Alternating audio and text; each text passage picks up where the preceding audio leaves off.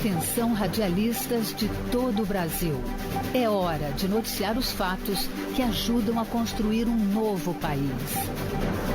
Direto dos estúdios da Empresa Brasil de Comunicação em Brasília, vem aí a Voz do Brasil.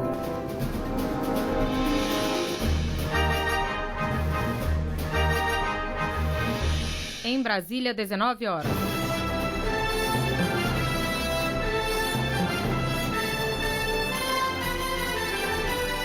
Está no ar a Voz do Brasil. As notícias do governo federal que movimentaram o país no dia de hoje. Olá, boa noite. Boa noite para você que nos acompanha em todo o país. Quinta-feira, 6 de outubro de 2022. E vamos ao destaque do dia. Brasil avança para fazer parte da OCDE, grupo de nações com grandes economias. O governo entrega relatório com mudanças em leis e ações que cumprem requisitos para a entrada na organização. Maíra Heinen. A organização tem como objetivos modelar políticas públicas para garantir prosperidade, oportunidade e bem-estar a todos. Você também vai ouvir na Voz do Brasil. O país deve colher safra recorde no ano que vem. A estimativa é da Conab, com destaque para a produção de soja e milho. E vamos falar sobre o orçamento do Ministério da Educação para faculdades e institutos federais. Além do Enem e ações para a alfabetização. Temas da entrevista ao vivo do dia com o ministro da Educação, Victor Godoy. Hoje, na apresentação da Voz do Brasil, eu, Mariana Jungmann e Gabriela Mendes. E assista a gente ao vivo pela internet. Acesse voz.gov.br. Uma limitação temporária no orçamento do Ministério da Educação teve que ser adotada pelo governo. Mas a mudança não deve prejudicar o funcionamento das universidades e institutos federais. E falando em ensino superior, os estudantes estão na reta final de preparação para o Enem, que ocorre em novembro. E quem está ao vivo conosco e conta os detalhes é o ministro da Educação, Victor Godoy. Boa noite, ministro. Boa noite, Gabriela. Boa noite, Mariana. Ministro, para começar a entrevista, vamos falar sobre o orçamento do Ministério. Esta semana foi anunciada uma limitação na movimentação financeira do MEC. O que aconteceu de fato? Houve algum bloqueio de verbas? Não é um corte, né? Isso é importante deixar claro. Então, para explicar bem didaticamente, imagina que uma universidade federal ela tem ali R$1 milhão para gastar até o final do ano. O que acontece? Ela não vai poder gastar esse recurso todo agora em outubro. Ela vai ter que dividir o gasto em outubro, novembro, em dezembro. Então, houve uma limitação nessa movimentação. Mas o valor de R$1 milhão ele está garantido. Não tem risco de corte ou redução orçamentária. Ministro, por quê? Por que essa medida foi necessária? Isso é um movimento que é feito usualmente pelo governo para a gente atender a lei de responsabilidade fiscal. Então, a gente tem a previsão de arrecadação e tem a previsão e a fixação das despesas. A gente, durante o ano, vai fazendo esse acompanhamento para que a gente não gaste muito mais daquilo que a gente arrecada e ter uma responsabilidade fiscal. Isso que o governo faz todos os anos, corriqueiramente, é um procedimento normal e é feito com esse objetivo, da gente ter a responsabilidade com o uso do recurso público. Ministro, qual a situação real do orçamento para as universidades e institutos federais? Bom, nós tivemos, do ano passado para esse ano, um acréscimo de quase R$1 bilhão. São R$930 milhões a mais no orçamento das universidades e dos institutos federais. Isso resulta num aumento de 10% para a universidade e 20% para os institutos. Além disso, nós temos, só lá no Ministério da Educação, investimentos diretos que são feitos nas nossas políticas de 314 milhões nas universidades federais só nesse ano, 160 milhões nos institutos. O Ministério da Ciência e Tecnologia tem um fundo, que é o FNDCT, Fundo Nacional de Desenvolvimento Científico e Tecnológico do país, que só nesse ano também destinou quase R$1 bilhão para as universidades federais. São 430 milhões em equipamentos, laboratórios e 500 milhões para os projetos de pesquisa. Então nós temos um esforço muito grande para fortalecer o orçamento das universidades e dos institutos.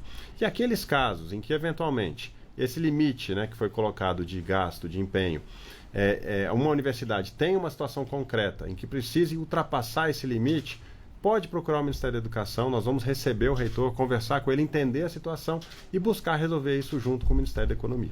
Pois é, era o que eu ia perguntar para o senhor agora. Isso vai ter algum impacto? Vai atrapalhar de alguma forma o andamento das universidades até o fim do ano? Não deve atrapalhar, né? Se tiver qualquer situação que possa gerar algum impacto, o Ministério da Educação vai receber o reitor, vai entender qual é a situação e vai procurar essa flexibilização junto ao Ministério da Economia, para a gente garantir que não vai ter nenhum impacto para nenhum estudante, nenhum curso, né? E as universidades continuam prestando seu serviço importantíssimo para a sociedade brasileira. Então, ministro, só para a gente deixar claro, porque isso repercutiu muito hoje, né, ao longo do dia, essa situação é temporária. É temporária porque até dezembro, que é o que eu disse, né, se você tem 1 milhão, você tem 1 milhão garantido. Então, ele promove um bloqueio para você não gastar 1 milhão todo em outubro e em novembro. Em dezembro, está liberado. Esse 1 milhão ele vai poder ser todo gastado. Então, não tem redução de recursos. Isso é importante dizer. É como uma família que faz uma gestão do seu recurso. Se eu tenho R$100 para gastar até o final do ano, eu vou gerir isso. Se eu tenho uma conta para pagar agora em outubro, uma em novembro, uma em dezembro, eu vou guardar um pouco esse recurso para garantir que eu vou conseguir pagar todas as contas até dezembro. É uma gestão do orçamento, né, que é feito ali pela universidade, pelo governo federal, para garantir a responsabilidade fiscal. Bom, não tivemos então uma redução agora, mas queria que o senhor falasse um pouco então do que tem sido feito para aumentar o investimento no ensino público superior. Exato. Nós fizemos esse aumento no orçamento que eu falei aqui do ensino superior, né, das universidades e institutos, ele foi decorrente de um esforço interno que nós fizemos no Ministério da Educação para ter mais eficiência no gasto. Então, por exemplo, a gente vai falar um pouquinho aqui hoje do Enem, né? O INEP, ano passado, ele economizou R$300 milhões, né, cumprindo todas as suas obrigações para fazer o Enem. E com esse recurso, a gente pôde redistribuir isso para outras ações do Ministério. Então, a gente tem feito esse esforço interno no Ministério da Educação para ter mais eficiência no uso do recurso. Então, onde tem um pouco de sobra, porque uma política cumpriu o seu objetivo e não precisa mais da aplicação daquele recurso, nós redirecionamos isso. E nós fizemos esse estudo no orçamento da Universidade do Instituto e conseguimos essa ampliação do ano passado para esse ano. Só a título de exemplo, né? A gente tem aquele auxílio permanência, que é um auxílio fundamental para o estudante mais vulnerável, que muitas vezes ele tem que ter um apoio para poder frequentar a universidade e se manter estudando. A gente conseguiu, esse ano, voltar aos valores de 2019, que era um valor, que foi o último valor mais significativo do auxílio. Então, nós conseguimos voltar o valor de 2019 com um acréscimo, voltando aí para quase mais de R$1 bilhão. Ele chegou a R$800 milhões em 2020 e 2021, e agora em 2022 nós conseguimos recompor esse valor para garantir que todos esses estudantes vão ter o apoio que precisam para continuar frequentando a universidade. Agora, ministro, o senhor acredita que é preciso rediscutir o financiamento do ensino para o futuro? Sem dúvida nenhuma, acho que essa é uma discussão muito importante. Nós vimos até alguns ensaios aí pelo próprio Congresso Nacional. Nós temos vários modelos de financiamento do ensino superior pelo mundo, né? A gente tem, por exemplo, no Brasil temos uma limitação que a gente tem que superar isso, né? Se você tem uma doação privada para uma universidade federal, essa doação ela entra no teto de gastos. Então, você não incentiva a Universidade Federal, né, a ter essa parceria com o mercado privado. Às vezes, um aluno que ficou rico e quer fazer uma doação para a universidade, ele pode até doar, mas não vai adiantar, porque a universidade vai ter que deixar de fazer um outro gasto por conta do teto. Então, existe já uma PEC, a PEC 24/2019 no Congresso Nacional, que é um dos mecanismos que a gente pode usar para ter mais recursos investidos no ensino superior e a gente dar mais oportunidade para todos os nossos alunos. Bom, então vamos falar da entrada no ensino superior, né, ministro? Mês que vem já tem o Exame Nacional do Ensino Médio, o famoso Enem. Quantos alunos já se inscreveram esse ano? Esse ano são 3,4 milhões de alunos. A gente tem que lembrar que todos os anos, hoje em média, 1,7 milhão de alunos que terminam o ensino médio. Então a gente tem 1,7 milhão de alunos adicionais, né, daqueles que estão saindo do sistema e entrando, tentando buscar o acesso ao ensino superior, né? Então são 3,4 milhões, 60% desses estudantes têm a isenção da taxa da matrícula, né? Muitos deles vão ter o atendimento especializado. A gente tem os alunos que são cegos, os alunos que são surdo-cegos, a gente tem os alunos muitas vezes que precisam também de um apoio ali de acessibilidade. Então, tudo isso é pensado no exame. Nós já estamos com as provas impressas, já saíram já das gráficas, a maioria das provas já começaram a sair das gráficas, tem os caminhões já se dirigindo para os centros de distribuição. Então, é uma operação de guerra, são 500 mil pessoas envolvidas. Correu tudo bem? Tudo bem, está tudo correndo bem dentro do cronograma. Nós teremos uma prova muito boa nos dias 13 e dia 20 de novembro.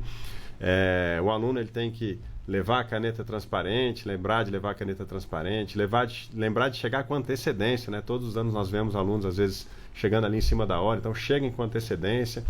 E tem várias novidades que a gente implementou também no Enem esse ano. A gente aceitou pagamento via Pix, pela primeira vez na história, o pagamento também por cartão de crédito. Antes era só o guia de recolhimento, né, o boleto. Essa é a novidade. Isso aí é a minha pergunta. Qual é a novidade para esse ano? Isso, nós temos então o pagamento por Pix, que foi feito, o pagamento via cartão de crédito.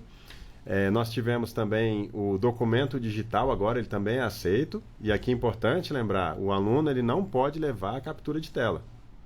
Ele tem que levar o documento oficial no aplicativo oficial. Então, a carteira digital de habilitação, se ele tiver, ou a própria a carteira de identidade digital, tudo isso tem que ser no próprio aplicativo oficial, não pode ser a captura de tela.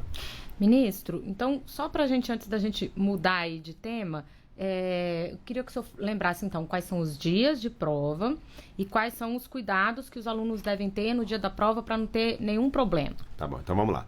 A primeira prova vai ser no dia 13 de novembro, a primeira aplicação da primeira prova. A segunda prova será no dia 20 de novembro. E nós teremos em janeiro, nos dias 10 e 11, a reaplicação do Enem. O que é a reaplicação do Enem? Aquele aluno que às vezes teve um problema, que está previsto no edital, algumas situações em que o aluno pode pedir a reaplicação. Vamos supor que falte luz numa sala de aula. Aí esse aluno pode pedir a reaplicação. Então, dia 10 e 11 de janeiro. E os cuidados são esses. É chegar cedo, levar a caneta transparente, tomar o cuidado com a documentação para poder ter acesso à sua sala e, naturalmente, estudar bastante, se preparar e fazer a prova com calma. Eu vou só puxar uma brasa aqui para nossa sardinha, porque nos dias de Enem a gente tem o Caiu no Enem, que é a correção da prova ao vivo aqui por professores que a EBC faz, é um sucesso o programa. Ministro, agora a gente vai mudar de assunto, falar um pouquinho do programa Brasil Alfabetizado. Para quem ele é voltado? Bom, o programa Brasil Alfabetizado é um programa que pega aquelas pessoas que estão fora do sistema formal de educação. Então, nós temos na educação, né, a alfabetização das crianças, e depois nós temos aquelas pessoas que não conseguiram ser alfabetizadas. A gente tem o EJA, o famoso EJA, a EJA, né, que é a Educação de Jovens e Adultos. Isso é a educação formal. Mas tem aquelas pessoas que não têm essa condição de entrar no sistema. Então, elas acabam ficando fora, porque elas têm que trabalhar, não tem tempo de ir para a aula. Então, existe esse programa, que é o Programa Brasil Alfabetizado, que estava inativo. Ele estava inativado. Então, nós reconstruímos o programa, porque ele tinha uma série de deficiências. E ele funciona assim: você tem voluntários da sociedade que querem fazer um trabalho de alfabetizar essas pessoas. Então, o Ministério da Educação desenvolveu um curso. Esse curso ele é obrigatório, né? O voluntário ele vai fazer o curso, ele vai aprender a alfabetizar uma pessoa.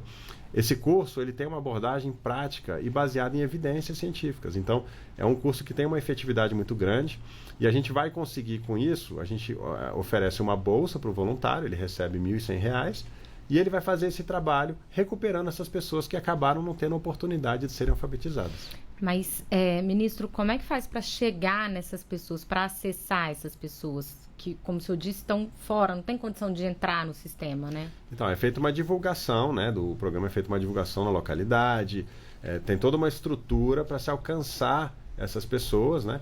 E o próprio voluntário, ele também faz ações, ele recebe essa bolsa, inclusive, para isso, né? Para ter o deslocamento, para ter a alimentação, a produção do material que vai ser utilizado. Então, o programa ele é todo estruturado para a gente fazer essa divulgação naquela comunidade e trazer as pessoas para o interesse de aprenderem a ler e escrever, né? E com isso também, né, conseguirem exercer sua plena cidadania. O senhor falou aí do EJA, né? Qual basicamente a diferença do Brasil Alfabetizado para o EJA? Então, a diferença é que a EJA, ela é o sistema formal de educação. Então, o aluno ele vai estar dentro da escola, da sala, com o professor. Então, tem o período das aulas que ela tem que frequentar certinho. Tem aula segunda, terça, quarta, quinta, sexta de manhã. Então, o PBA, você tem uma flexibilidade um pouco maior. O próprio voluntário ele pode estruturar um modelo de educação à noite, aos sábados, aos domingos. Então, essa flexibilidade permite que essas pessoas que não têm essa condição de acessar o sistema formal, né, poderem ser alfabetizadas, né, nesse modelo do PBA. E no caso dos alfabetizadores, o senhor estava mencionando que eles passam por uma formação, né? Teve uma metodologia que foi adotada com eles. Queria que o senhor falasse um pouco mais sobre isso. Eles fazem uma espécie de curso? Como é que funciona? Exatamente. É um curso completo, é um curso bem pragmático, ele é feito à distância. O curso ele fica disponível na plataforma do MEC de cursos virtuais, que é o AvaMEC. É um curso que é inspirado em parcerias com outros países, né? A gente tem, inclusive, não é só aprender a ler e escrever, o PBA também trabalha a matemática. Então nós vamos lançar, por exemplo, agora no final de outubro, um curso de matemática que foi parceria com Singapura, que a gente sabe que é uma referência em educação mundial. Então, o material que está sendo agora, nesse momento, traduzido, e final de outubro a gente vai lançar. Então, é uma preparação muito forte nesse voluntário que vai trabalhar esse conteúdo depois com essas pessoas. O problema do programa anterior era que o voluntário ele não tinha essa formação e ele não recebia esse apoio do Ministério da Educação. Então, cada voluntário fazia da forma como entendia que tinha que fazer e o programa não tinha efetividade. O senhor tem um dado, uma estimativa do número de analfabetos no Brasil, de um percentual? O último dado do IBGE são mais de 10 milhões de pessoas analfabetas, né? Que é um dado que é autodeclarado, a gente tem que lembrar isso, né? A metodologia do IBGE é um dado autodeclarado. Então, são mais de 10 milhões de brasileiros que estão nessa situação de se declararem analfabetos. Mas aí a gente está falando, desculpa, Gabi, é só porque aí a gente está falando de pessoas que não sabem ler nem escrever nada. A gente não está falando de pessoas que têm dificuldade, por exemplo, para formar uma frase ou para construir um texto. Seria isso? Isso são as pessoas que elas mesmas se dizem analfabetas no momento da pergunta. Então, até para fazer essa avaliação, qual que é o nível de proficiência, nível de conhecimento que elas têm da alfabetização, a gente não tem como saber, porque é um dado autodeclarado, né? O Ministério da Educação ele atua nessas 3 vertentes: a alfabetização das crianças no tempo certo, que é a educação tradicional, a alfabetização dos jovens e adultos, que é a EJA, né? Que aí é o trabalho... a EJA é muito mais do que a alfabetização. A EJA você tem o ensino fundamental 1, o ensino fundamental 2 e o ensino médio. Então você conclui a educação básica daquelas pessoas que não tiveram acesso. Essa é a EJA. O PBA é voltado para a alfabetização e o ensino da matemática básica. Né? Essa que é a diferença. É um programa muito focado naquelas pessoas que não tiveram oportunidade de ter a sua base do ensino. Nós queremos dar a base do ensino para a pessoa poder exercer sua cidadania. E qual é a capilaridade do programa, ministro? Então, esse ano nós começamos com um projeto piloto, né, no estado de Alagoas, e para o ano que vem a gente quer expandir, começando justamente por esses estados onde nós temos o maior número de pessoas que se declaram analfabetas. Agora vamos para a pergunta que quem está interessado nesse assunto quer saber. Como é que as pessoas podem participar? O que elas devem acessar? Perfeito. Bom, nós vamos fazer a divulgação, né, dos chamamentos para os voluntários e nas localidades lá em Alagoas que vão ser divulgadas pelo Ministério da Educação, né, essas pessoas que estejam interessadas vão procurar nessas localidades, né, esses voluntários, vai ter um trabalho de chamamento dessas pessoas para que esse curso, né, esse trabalho possa ser feito nesses municípios. Tá joia, nós conversamos com o ministro da Educação, Victor Godoy. Ministro, muito obrigada pela entrevista aqui à Voz do Brasil. Obrigado, Gabriela. Obrigado, Mariana. Obrigado. O Brasil deu mais um passo no processo de ingresso na OCDE, Organização para a Cooperação e Desenvolvimento Econômico. O governo entregou um relatório com os avanços em leis, ações e práticas exigidas pelo grupo, que reúne 38 nações que estão entre as principais economias do mundo. O objetivo é trazer ao Brasil benefícios financeiros e comerciais, além de ajudar na construção de políticas públicas. O governo anunciou hoje a entrega de um memorando à OCDE, uma espécie de relatório que aponta o alinhamento das legislações, das políticas e das práticas nacionais com as recomendações da organização em 32 áreas diferentes. De acordo com o ministro da Economia, Paulo Guedes, este é mais um passo importante do Brasil no processo para a entrada do país no Fórum Internacional. O memorando é uma espécie de avaliação, autoavaliação nossa, dizendo, olha, nesses 230 instrumentos, nós avaliamos que esses aqui já estão cumpridos, esses aqui estão assim, e esses outros nós pretendemos fazer o seguinte. E eles vão concluir de que está consistente o nosso trabalho. A entrega do documento antecede as discussões técnicas dos 26 comitês da OCDE, que devem examinar as informações enviadas pelo Brasil e outras que ainda serão fornecidas ao longo da negociação. Para o ministro das Relações Exteriores, Carlos França, o ingresso do Brasil na organização é um sonho antigo do Itamaraty, mas também é interessante para a organização que o Brasil faça parte do grupo de países. O Brasil tem muito a mostrar, tem muito a contribuir na sua política energética verde, mas também, sobretudo, pelo seu peso econômico e comercial. A próxima etapa do processo de entrada do Brasil na Organização para a Cooperação e Desenvolvimento Econômico inclui missões, questionários, entrevistas e visitas técnicas para esclarecer pontos específicos. A OCDE tem 38 países membros, entre nações ricas como Estados Unidos e Alemanha e em desenvolvimento como Chile, Colômbia e México. A organização tem como objetivos modelar políticas públicas para garantir prosperidade, oportunidade e bem-estar a todos. Reportagem Maíra Heinen.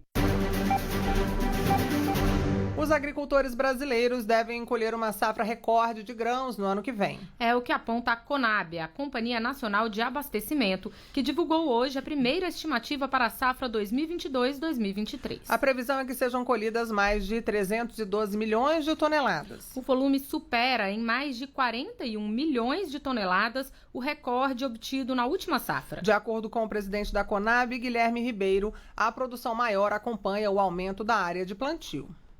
Essa primeira previsão indica um crescimento da agricultura brasileira no que se refere à área de plantio e também com relação à produção, constituindo mais uma estimativa de recorde brasileiro. Então, portanto, nós estamos estimando uma produção de 15,3% superior à safra passada, que foi a 21-22. Com relação à área, a expectativa é que sejam cultivados 76,6 milhões de hectares, um crescimento de 2,9% além da safra passada.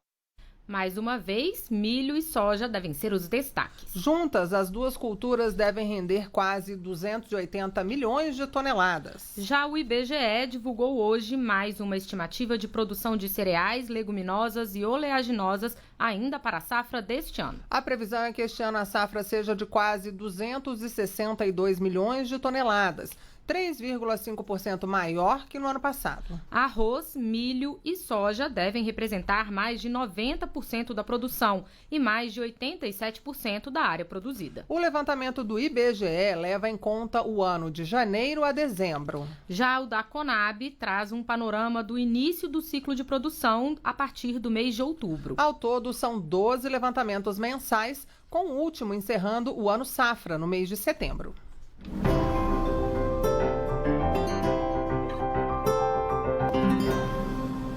Que tal encerrar o ano sem dívidas? A Caixa Econômica Federal lançou hoje uma nova edição da campanha Você no Azul para renegociar dívidas. Os descontos podem chegar a 90% conforme a situação do contrato. Este ano, a maior parte das renegociações pode ser feita sem sair de casa, pela internet. É o que explica a presidente da Caixa, Daniela Marques.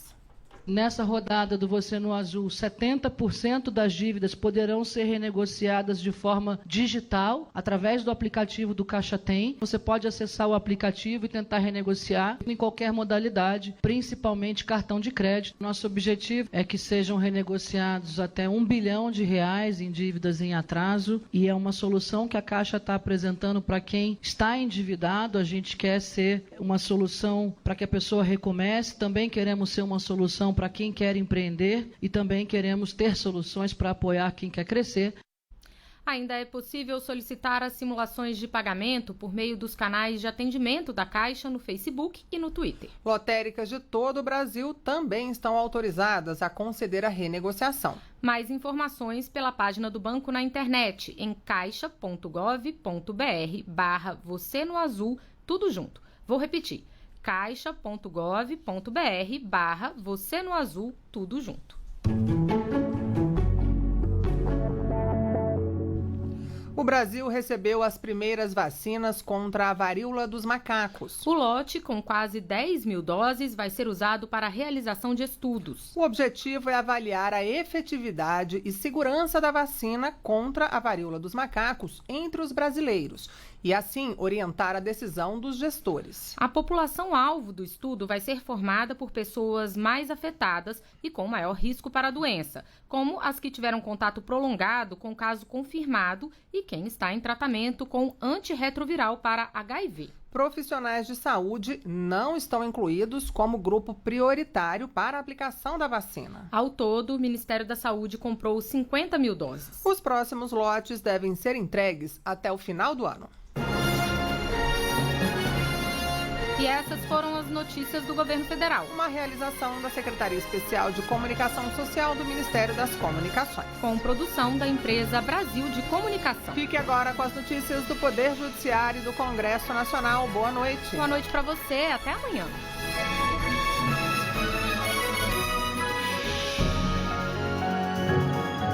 A Voz do Brasil. Governo Federal.